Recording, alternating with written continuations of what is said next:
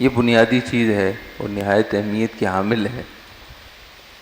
اللہ تعالیٰ پر یقین پختہ ہو تو وہ مسلمان طاقتور ہے، اس لیے کہ ایمانی طاقت وہ یقین کامل سے ہے۔ جب ہم بولتے ہیں کہ ایمان کامل ہے تو ایمان کامل ہونے کا مطلب یہی ہوتا ہے کہ یقین کامل ہونا چاہیے۔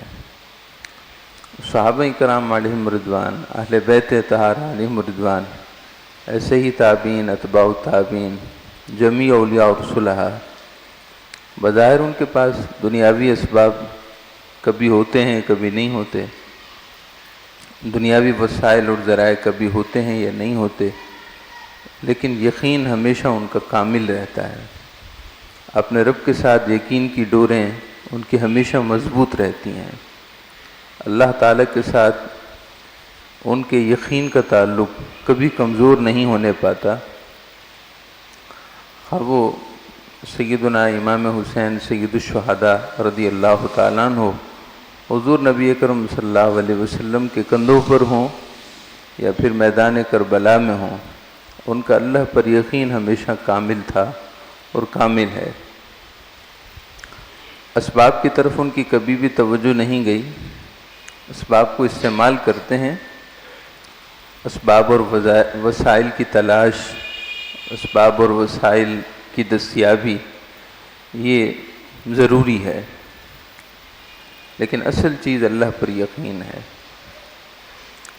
اس وقت ہم سب مسلمان اکثر و بیشتر بزدل ہیں، بزدل مسلمان ہیں، ہمارے پاس حقیقی طاقت نہیں ہے۔ اللہ تعالیٰ پر یقین کامل کی نعمت سے ہم محروم ہیں، محرومی کا شکار ہیں۔ یہی وجہ ہے کہ ہمارے اندر بھی کمزوری ہے، باہر بھی کمزوری ہے۔ ہمارے اہل و اعمال، ہمارے احوال و اعمال سبھی کمزوری کا شکار ہیں، چونکہ یقین پختہ نہیں ہے۔ اس پر مزید تفصیل ہم بیان کرتے ہیں، لیکن اس بات کو آپ مزید بہتر انداز میں سمجھنے کی کوشش کیجیے کہ دنیاوی طمع اور لالچ کیوں ہے، پیسے کی اتنے حرص و ہوس کیوں بڑھ گئی ہے کہ اللہ پر یقین نہیں ہے۔ ہم غلط طریقے سے کیوں ایک دوسرے کا مال لوٹنا کھسوٹنا چاہتے ہیں، حالانکہ ہمارے پاس بہت کچھ جمع ہے، اگلے کئی سالوں تک بلکہ اگلی کئی صدیوں تک بھی کم نہ ہو، لیکن بس اللہ پر یقین نہیں ہے۔ اور وہ بھی تھے کہ جنہیں ایک دن کا کھانا میسر ہو جاتا تو وہ دوسرے دن کی فکر نہیں کرتے تھے، کہ انہیں یقین تھا کہ جو رب آج ہمیں رزق دے رہا ہے وہی رب کل بھی ہے اور رزق کی ذمہ داری اسی نے لی ہے۔ سیدنا ابراہیم بن ادہم رضی اللہ تعالیٰ عنہ ارشاد فرماتے ہیں، غالباً آپ ہی کا ذکر ہے کہ آپ نے اپنے پلوں میں چند بادام، اپنی چادر کے پلوں میں چند بادام باندھ رکھے تھے۔ آپ کے پیر و مرشد نے فرمایا کہ ابراہیم یہ کیا ہے؟ عرض کی کہ حضور شام کو افطار کروں گا، روزے سے ہوں تو شام کو افطار کروں گا، اس لیے کچھ بادام میں نے پلوں میں باندھ لیے ہیں۔ ارشاد فرمائے کہ جاؤ میری آنکھوں سے دور ہو جاؤ، تمہارا اللہ پر اتنا بھی یقین نہیں؟ شام کو افطار کے لیے انہوں نے بادام باندھ رکھے تھے، ارشاد فرمائے کہ جاؤ میری نگاہوں سے دور ہو جاؤ، کیا اللہ پر اتنا بھی یقین نہیں ہے؟ یعنی وہ یقین وہ اللہ والے وہ یقین چاہتے تھے کہ ہر لمحے اللہ کی ذات پر اتنا بھروسہ ہو، اتنا کامل بھروسہ ہو کہ دنیا ادھر سے ادھر ہو جائے، سارے اسباب کٹ جائیں، وسائل کٹ جائیں، اس وقت بھی یہ یقین ہو کہ اگر اللہ چاہے تو سب کچھ ہو سکتا ہے۔ قارون کا ایک پاؤں اس کی بنائی گئی، اس نے جو جنت بنائی تھی اس کا ایک پاؤں باہر تھا، ایک پاؤں اندر تھا۔ اس کو اپنے وسائل پر بڑا بھروسہ تھا کہ اب تو بس میں اپنے باغ میں داخل ہو رہا ہوں، خوشی سے پھولے نہیں سما رہا تھا، حالانکہ اس نے اللہ سے جنگ لی تھی اللہ سے اس نے جنگ لی تھی کہ اگر وہ جنت بنا سکتا ہے تو میں بھی جنت بنا سکتا ہوں۔ اللہ پاک نے عین اس عالم میں جب ایک پاؤں اس کا باہر تھا ایک پاؤں اندر تھا، اس کی روح جسم سے نکال لی۔ روح تو پہلے بھی نکالی جا سکتی تھی، لیکن اللہ رب العزت نے اس اعلان جنگ اور اس کے چیلنج کا جواب دیا کہ ہمارے چاہے بغیر کچھ بھی نہیں ہو سکتا، سب کچھ اپنے پاس جمع کر لو، اس وقت تک تم اس سے فائدہ حاصل نہیں کر سکتے جب تک کہ ہماری منشا نہ ہو۔ تو محترم معزز سامعین کرام، یقین کی کمزوری انسان کو لالچی بنا دیتی ہے۔ اللہ پر یقین کمزور ہو تو انسان نہیں رہتا، بلکہ وہ جنگل کا کوئی بھیڑیا درندہ بن جاتا ہے۔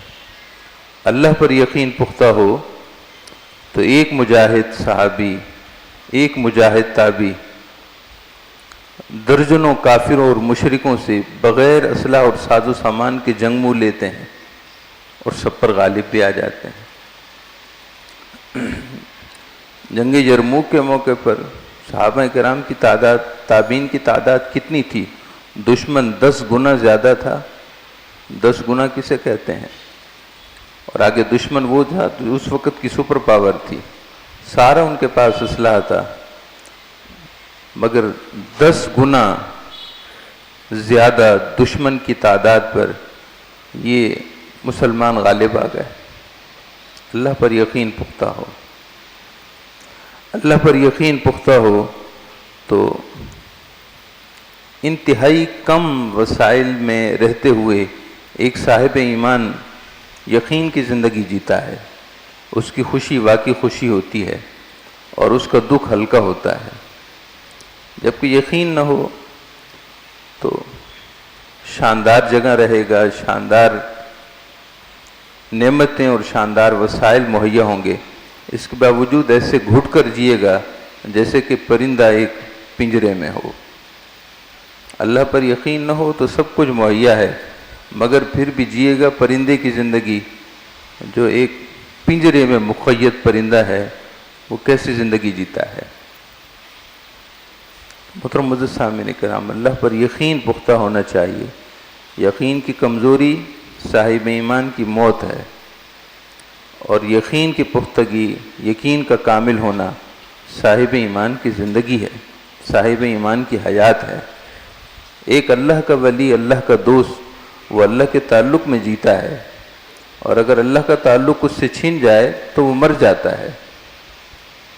اس بات کو سمجھنے کی ضرورت ہے۔ تو طاقتور مسلمان وہ ہے جس کے پاس اللہ پر یقین کی طاقت ہے۔ کمزور مسلمان وہ ہے جو سب کچھ جمع کر لے، سب کچھ پا لے، مگر اللہ پر یقین نہ پا سکے۔ وہ بزدل ہے، کمزور ہے، وہ کھوکھلا ہے، وہ اس بادام کی طرح ہے جس کے اوپر کا چھلکا، سخت چھلکا، ہارڈ چھلکا تو ہے، مگر اندر مغز نہیں۔ اس بادام کا کیا کرنا جس کے اندر اصلی بادام نہ ہو؟ خالی چھلکا تو پھینکنے کے لائق ہے، تو ڈسٹ بن میں پھینکے جانے کے لائق ہے۔ اللہ پر یقین کیسے پکا ہوتا ہے اور اللہ تعالیٰ پر یقین کیسے کمزور ہوتا ہے؟ 5 ضابطے و رسول قرآن اور حدیث کی روح سے آپ کی خدمت میں عرض کیے جا رہے ہیں۔ 5 چیزیں ہیں، اگر ان کو ہم، باتیں تو ساری سنی سمجھی ہوئی ہیں، بس اس کو اثر اینو تر و تازہ کرنا ہوتا ہے۔ جمعہ کے دن کا مقصد یہی ہوتا ہے کہ اب اتنا اسلام کی تعلیمات تو بہت وسیع ہیں، مگر جمعہ کے دن چند باتوں کی یاد دہانی کر لی جائے تاکہ دوبارہ ذہن میں تر و تازہ ہو جائیں اور ہم تازہ دم ہو کر اللہ تعالیٰ کو راضی کرنے کا سفر جاری رکھ سکیں۔ صاحب ایمان کو اللہ پر یقین پختہ اور یقین مضبوط کرنے کے لیے 5 چیزوں کو تر و تازہ کرنا چاہیے اور تر و تازہ کرتے رہنا چاہیے۔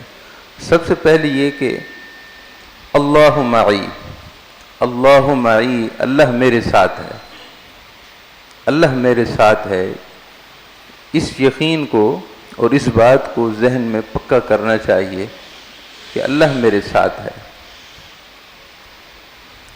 اللہ میرے ساتھ ہے، اللہ کی مدد میرے ساتھ ہے، میں اللہ کو وحدہ لا شریک مانتا ہوں، میں ان مشرکوں کافروں کی طرح نہیں ہوں جس نے اللہ تعالیٰ کی ذات میں یا اللہ کی صفات میں دیگر چیزوں کو شریک ٹھہرا دیا ہے، میں ان میں سے نہیں ہوں، میں تو اللہ کی وحدت کا قائل ہوں، اللہ تعالیٰ کی وحدانیت کا قائل ہوں، اللہ کو واحد و یکتا مانتا ہوں، اور اس کے سارے احکامات کو اور اس کے سارے احکامات اور تعلیمات کو دل و جان سے قبول کرتا ہوں۔ عمل میں کمزور ضرور ہو سکتا ہوں، مگر اللہ پر اور اللہ کے رسولوں پر اور دیگر جن چیزوں پر ایمان لانا ضروری ہے، میرا ایمان ان پر پکا ہے، مضبوط ہے۔ اللہ میرے ساتھ ہے، اللہ معی، اللہ میرے ساتھ ہے۔ یہ معیت اور یہ یقین صاحب ایمان کو جتنی طاقت دیتا ہے اتنی کوئی چیز طاقت نہیں دیتی۔ بہت بڑی طاقت، بہت بڑی ایمانی حظ اور ایمانی لذت اور ایمان کا حصہ وہ اس بات سے نصیب ہوتا ہے، اس یقین سے کہ اللہ میرے ساتھ ہے، کچھ بھی ہو جائے اللہ میرے ساتھ ہے۔ ظاہر ہے اللہ معی، اللہ میرے ساتھ ہے، یہ یقین اسی کے دل میں بیٹھے گا جس نے اللہ رب العزت کے احکامات کی کھلی بغاوت نہ کی ہو، جو اللہ رب العزت کے حکم پر عمل کرنے کی دغز اور کوشش میں رہتا ہو۔ عمل میں کمزور ہو یہ علیحدہ بات ہے، لیکن اس کی جستجو اور کوشش جاری ہے کہ میں اللہ کو راضی کر لوں، مجھ سے اللہ راضی رہے۔ جو اللہ کے حکم کا باغی نہ ہو، سرکش نہ ہو، کیونکہ جو اللہ کے حکم کو اللہ کا حکم جانتے سمجھتے ہوئے جان بوجھ کر خلاف ورزی کرتا ہے، وہ کبھی بھی یقین نہیں پا سکتا کہ اللہ معی، اللہ میرے ساتھ ہے۔ وہ کیسے کہے گا، کس منہ سے کہے گا کہ اللہ میرے ساتھ ہے، جبکہ اس نے اللہ کو اپنے ساتھ رکھا ہی نہیں، اللہ کی مدد کو اپنے ساتھ رکھا ہی نہیں، اللہ کی رضا کو اپنے ساتھ رکھا ہی نہیں۔ مثلا جان بوجھ کر سودی لین دین کرتا ہے، وہ کیسے کہے گا کہ اللہ میرے ساتھ ہے؟ اس کو پتہ ہے کہ اس نے اللہ رب العزت کے حکم کو نہیں مانا ہے، وہ نہیں کہہ سکتا کہ اللہ معی۔ زبان سے کہے گا مگر دل سے کبھی نہیں کہہ سکتا۔ یہ وہی کہے گا جس سے گناہ ہو جاتے ہوں مگر اپنے گناہوں پر شرمندہ ہو کر فوراً توبہ کر لیتا ہو، جس کو اپنے برے اعمال پر پشیمانی اور افسوس ہو اور وہ اپنے آپ کو بہتر کرنا چاہتا ہو، سچی توبہ کرنے کی ہر وقت دغز میں رہتا ہو، جستجو میں رہتا ہو، وہ یہ کہے گا کہ اللہ معی، اللہ میرے ساتھ ہے، اور اس کی اس کہنے میں اس کو لذت، حلاوت اور مٹھاس ملے گی۔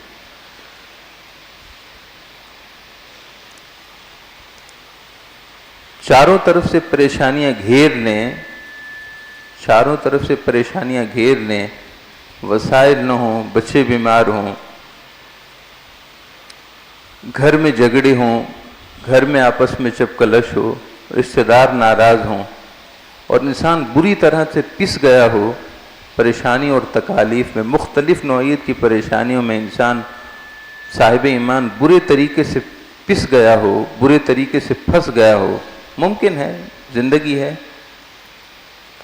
زندگی میں تو سب کچھ ہوتا ہے، دارالامتحان ہے، اس میں تو سب کچھ ہوگا، لیکن اس کے باوجود جو صاحب ایمان اس یقین پر اور اس نعمت پر اسے دسترس ہے کہ اللہ میرے ساتھ ہے، تو دکھوں کے ہوتے ہوئے بھی اس کا دکھ کچھ نہیں بگاڑتے۔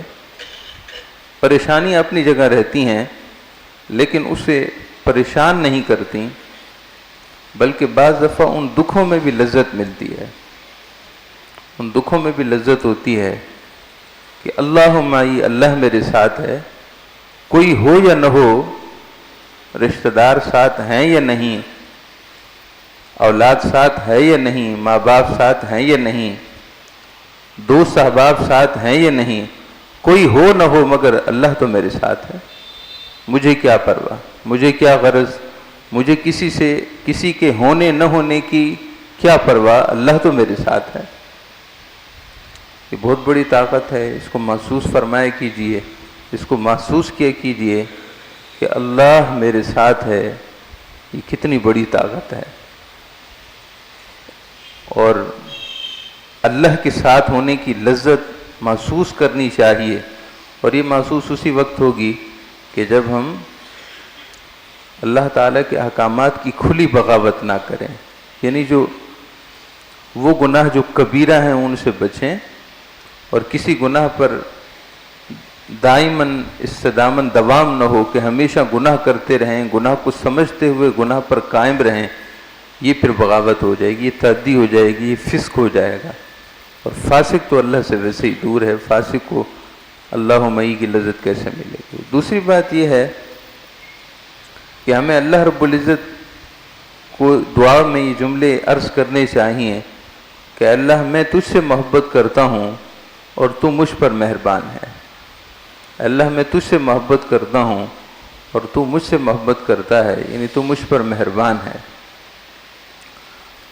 تسمیہ حضور نے تسمیہ بسم اللہ الرحمن الرحیم ہمیں ہر کام کرنے سے پہلے سکھائی ہے، تعلیم دی ہے۔ اس میں ان کلمات پر آپ غور کیجئے کہ الرحمن اور الرحیم، میں اللہ کے نام سے شروع کرتا ہوں، وہ اللہ جو بڑا مہربان ہے، اس سے بڑھ کر کوئی مہربان نہیں۔ الرحمن وہ سب سے بڑھ کر مہربان ہے، اس سے بڑھ کر کوئی مہربان نہیں ہو سکتا، وہ سب سے بڑا مہربان ہے، سب سے بڑھ کر مہربان ہے۔ اور الرحیم، اور اس کی مہربانیاں کوئی آج سے تو ہیں نہیں، اس کی مہربانیاں تو اس وقت سے ہیں جب ہم اپنے ہوش حواس میں بھی نہ تھے۔ وہ ہمیشہ رحم فرمانے والا ہے، سب سے بڑھ کر مہربان ہے، اور اس کی مہربانیاں ہمیشہ سے ہیں۔ یہ بھی صاحب ایمان کی طاقت ہوتی ہے کہ وہ اللہ سے یہ عرض کرتا ہے کہ اللہ سب سے زیادہ اگر مجھے کسی سے محبت ہے تو وہ تو ہے، اور اے اللہ مجھے تجھ سے محبت کیوں نہ ہو کہ تو سب سے بڑا مہربان ہے، تیری مہربانیاں مجھ پر ہیں، اور مہربانیاں آج سے نہیں ہمیشہ سے ہیں۔ جب ہم بطن مادر میں تھے، اپنی ماؤں کے بطون اور پیٹ میں تھے، اس وقت ہماری کفالت کون کر رہا تھا؟ ماں باپ نے کفالت اس وقت شروع کی جب ہم اس دنیا میں، اس رنگ و بو کے عالم میں، دنیا میں جب ہم پیدا ہوئے۔ رشتہ داروں کی محبت، دیگر لوگوں کی محبت تو بعد میں شروع ہوئی، اس سے پہلے بطن مادر میں محبتیں کس کی تھیں؟ لطف و عنایات کس کی تھیں؟ ثم خلقنا النطفة علقة فخلقنا العلقة مضغة فخلقنا المضغة عظاما فكسونا العظام لحما۔ وہ آب حقیر سے گوشت پوش بنے، پھر ہڈیاں بنی، پھر وہ جسم کا ڈھانچہ بنا، اور ایک جسم تخلیق پا گیا۔ یہ سب لطف و عنایات کس کی لطف و عنایات کے سائے میں ہوا ہے؟ اللہ کے لطف و عنایات کے سائے میں، جس کی مہربانیاں ہمیشہ سے ہیں۔ ہم اس ذات کو کیوں نہ کہیں کہ اللہ میں تجھ سے محبت کرتا ہوں اور تیری محبتیں مجھ سے ہیں۔ یہ بھی ایک ایمان کی طاقت میں اضافہ کرتا ہے، اس سے بھی یقین پختہ ہوتا ہے، ایمان کی طاقت مضبوط ہوتی ہے۔ پھر دکھ ہوتے ہوئے بھی کچھ نہیں بگاڑتے، دھوپ ہو یا چھاؤں ہو، صاحب ایمان کو اس سے کیا؟ چھاؤں ہوگی تو وہ شکر کرے گا، اور دھوپ ہوگی تو صبر کرے گا۔ پریشانیاں اس کو پریشان کرتی ہیں جس کا اللہ سے تعلق نہ ہو، جس کا اللہ سے یقین پختہ ہو، تعلق پختہ ہو، اور وہ اللہ کی رضا پر راضی رہنے کی لذت سے آشنا ہو۔ اس کی پریشانیاں کیا بگاڑیں گی؟ پریشانیاں تو مزید اس کی ایمان میں اور حلاوت اور مٹھاس پیدا کریں گی۔ تو دوسری بات یہ ہے کہ ہم اللہ سے یہ عرض کرتے رہیں کہ اللہ مجھے تجھ سے محبت ہے، اور تجھے مجھ سے محبت ہے کہ تیری مہربانیاں مجھ پر ہیں اور ہمیشہ سے ہیں۔ تیسری بات بہت زیادہ عام ہے، وَمَا تَشَاءُونَ إِلَّا أَن يَشَاءَ اللَّهُ، وہی ہوتا ہے جو اللہ چاہتا ہے، بس بات ختم ہے۔ نہ اس سے پہلے کچھ ہے، نہ اس کے بعد کچھ ہے۔ اس بات کو فوکس کریں، اس بات کو ہمیشہ اپنی نگاہ میں رکھیں وہی ہوتا ہے جو اللہ چاہتا ہے. اس بات ختم ہو گئی. اس کے بعد نہ اس کی کوئی تعویل ہے نہ کوئی تفسیر ہے. صاحب ایمان اس کی کھوج میں نہیں پڑتا. صاحب ایمان کو بس یقین رکھنا چاہیے کہ ماشاء اللہ وہی ہونا ہے جو اللہ چاہے گا. ہوا بھی وہی ہے جو اللہ نے چاہا, اب ہو بھی وہی رہا ہے جو اللہ چاہتا ہے, اور آئندہ بھی وہی ہوگا جو اللہ چاہے گا. جو اللہ چاہتا ہے وہی ہوتا ہے. اور تو اور گہرائی اور حقیقت کی بات یہ ہے کہ تم جو چاہتے ہو وہ تم بعد میں چاہتے ہو, پہلے اللہ چاہتا ہے تو پھر تم چاہتے ہو. میرے دل میں آیا کہ میں آپ کو یہ بات کہوں, میرے دل میں یہ بات آئی کہ میں آپ کو کہوں کہ اس بات کا یقین رکھیے کہ وہی ہوتا ہے جو اللہ چاہتا ہے. تو میرے دل میں یہ بات بعد میں آئی, پہلے اللہ نے چاہا تو پھر میرے دل میں آئی. اللہ پاک نے یہ بات سورۃ الدہر کی آخری سے پہلی والی آیت کے ایک حصے میں ارشاد فرمائی کہ وَمَا تَشَاءُونَ إِلَّا أَن يَشَاءَ اللَّهُ, جو کچھ تم چاہتے ہو وہ چاہتے تو تم ہو, مگر اس سے پہلے اللہ چاہتا ہے تو پھر تم چاہتے ہو. ایک شخص نے چاہا کہ میں حج کر لوں, اس نے بعد میں چاہا, پہلے اللہ کی چاہت ہوئی, اللہ کی منشا ہوئی تو پھر بندے نے چاہا. ایک شخص کا حج کرنے کا ارادہ تھا, اچانک سے ارادہ بدل گیا, بس اس سال میں حج پہ نہیں جاؤں گا, آئندہ سال جاؤں گا. اس نے حج کا ارادہ کینسل کیا ہے, حج کرنے کا ارادہ ختم کیا ہے. یہ ارادہ اس کا بعد میں بنا, پہلے اللہ نے چاہا کہ یہ حج پہ نہ جائے. سمجھیں اس راز کو, سمجھیں اس حقیقت کو کہ وہی ہوتا ہے جو اللہ چاہتا ہے. ہماری چاہتیں بھی اللہ کی چاہت کے تابع ہیں, ہماری چاہتیں بھی اللہ کی منشا کے تابع ہیں. ہم جو بھی چاہیں وہ اسی وقت چاہتے ہیں جب اللہ چاہتا ہے. یہ اللہ تعالیٰ کی حاکمیت ہے, یہ اللہ تعالیٰ کی بادشاہی ہے, یہ اس کی شان ملکوتی ہے. ایسا کوئی بادشاہ نہیں ہے کہ جس کے حکم کے تابع دوسروں کی چاہتیں بھی ہو جائیں. بڑے بڑے بادشاہ گزرے ہیں, فرعون بھی گزرا ہے, نمرود بھی گزرا ہے, ایک بڑی خلقت کا بادشاہ تھا, مگر وہ لوگوں کی چاہتوں پر تو حاکم نہیں تھے. ان کی بادشاہی محدود تھی, مگر اللہ کی بادشاہی سنو اور اللہ تعالیٰ کی ملکوتیت کی, اللہ تعالیٰ کے صاحب ملک و ملکوت ہونے اور صاحب سطوت اور صاحب سلطنت ہونے کی شان سنو کہ وہ تمہارا بھی مالک ہے اور تمہاری چاہتوں کا بھی مالک ہے. محترم معزز سامعین کرام, جو اللہ چاہتا ہے وہی ہوتا ہے. صاحب ایمان کی طاقت اس سے مضبوط ہوتی ہے. اس لیے جب بھی وہ اچھا چاہے گا تو وہ اپنی طرف منسوب نہیں کرے گا کہ میں نے کچھ اچھا چاہا ہے. وہ کہے گا اللہ تیرے شکر ہے کہ میں نے اچھا چاہا ہے, تیرے شکر ہے کہ اللہ تو نے مجھے اچھے ارادے دیے ہیں, مجھے اچھی نیتیں عطا کی ہیں. اور جب خدا نہ خواستہ اس کے دل میں کوئی برا ارادہ پیدا ہو, اس کے دل میں کوئی بری چاہت پیدا ہو, وہ فوراً سے اللہ کی پناہ مانگے گا کہ اللہ مجھ سے کوئی کام ایسا غلط ضرور ہوا ہے کہ میرا ارادہ نیکی ارادہ شر میں بدل گیا, میرے اچھے کاموں کی نیت اب برے کاموں میں کنورٹ ہو گئی. اے اللہ یہ سب کچھ تیرے چاہنے سے ہوا ہے, اور تیرا چاہنا میرے لیے اس لیے ہوا کہ مجھ سے کوئی ایسا کام ہوا ہے, تو مجھ سے ناراض ہو گیا ہے. اے اللہ میں نے تجھے ناراض کر دیا ہے کہ تیری اب منشائے خیر میری طرف متوجہ نہیں رہی. یہی وہ بات ہے جس کو ہم تحول میں کہتے ہیں, تحول لا حول ولا قوت الا باللہ العلی العظیم. بکثرت پڑھنے کا حکم ہوا ہے, لا حول ولا قوت الا باللہ العلی العظیم. پڑھتے تو ہیں ہم, لیکن اس کے پیغام سے واقف نہیں ہے کہ اس میں پیغام کیا ہے. اس میں پیغام یہی ہے, لا حول, حول کا مطلب ہوتا ہے پھر جانا, پلٹ جانا, کسی چیز سے دور ہو جانا. لا نفی کے لیے ہے, لا کا مطلب ہوتا ہے نہیں, نفی کے لیے ہے. اور حول کا مطلب پھر جانا, پلٹ جانا, کسی چیز سے دور ہو جانا. اور قوت کا مطلب طاقت ہے، کسی چیز کے قریب ہو جانا، کسی چیز کے لیے طاقت مہیا ہو جانا۔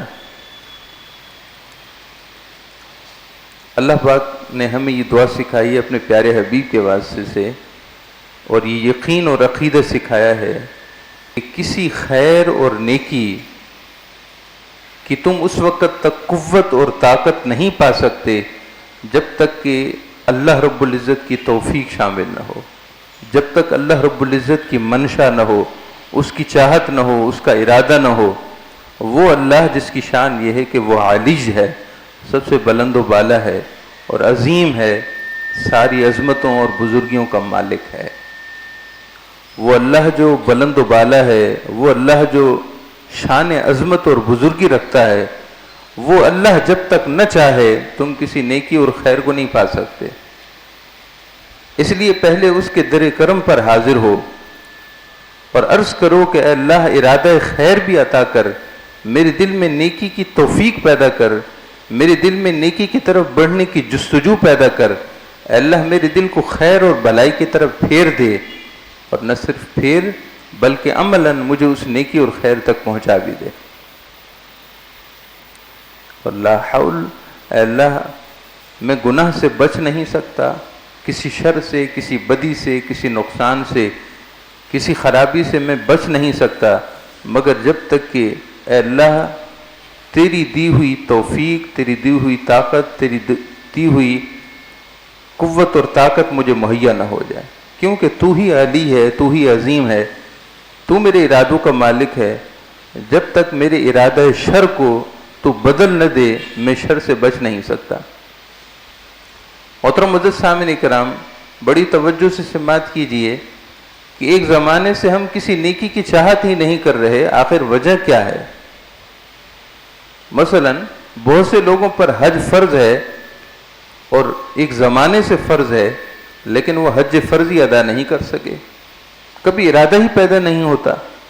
صدقہ و خیرات کر لیں گے، سارے نیک کام کر لیں گے، مگر حج فرض ہونے کے باوجود حج نہیں کر سکے، ارادہ ہی پیدا نہیں ہوتا۔ کیوں ارادہ پیدا نہیں ہوتا؟ اس لیے کہ وہ اللہ کے در کرم پر حاضر ہو کر انہوں نے اللہ سے خیر کے ارادے کی طلب ہی نہیں کی۔ اگر اللہ کی بارگاہ میں عرض کرتے کہ اللہ خیر کے ارادے کو بھی پیدا کر دے اور خیر تک مجھے پہنچا بھی دے، تو ضرور ارادے میں تبدیلی آ جاتی۔ اسی طرح دیگر بہت سارے نیک اعمال ہیں جو فرائض اور واجبات کے درجے میں ہیں، مستحبات تو نیچے رہ گئے، فرائض اور واجبات کے درجے میں ہیں، لیکن ایک زمانے سے ارادہ ہی پیدا نہیں ہوا۔ اور ایسے ہی بہت بڑے بڑے گناہوں میں ہم لتھڑے ہوئے ہیں ایک زمانے سے، لیکن اس کو چھوڑ نہیں سکے۔ چھوڑ اس لیے نہیں سکے کہ ہم سمجھ رہے ہیں شاید ہم اپنے ارادے سے چھوڑیں گے۔ اللہ تعالیٰ سے توفیق طلب کیجئے کہ اللہ میرے دل میں اس گناہ، اس شر سے بچنے کا ارادہ پیدا کر اور پھر بچنے تک میری مدد بھی فرما۔ وما تشاءون الا ان یشاء اللہ، تم بعد میں چاہتے ہو، اللہ پہلے چاہتا ہے۔ اگر اپنی چاہت کو اللہ کے حکم کے تابع کر لو گے پھر تم وہی چاہو گے جو اللہ چاہے گا۔ اللہ تعالیٰ سے دعا ہے اللہ تعالیٰ ہم سب کو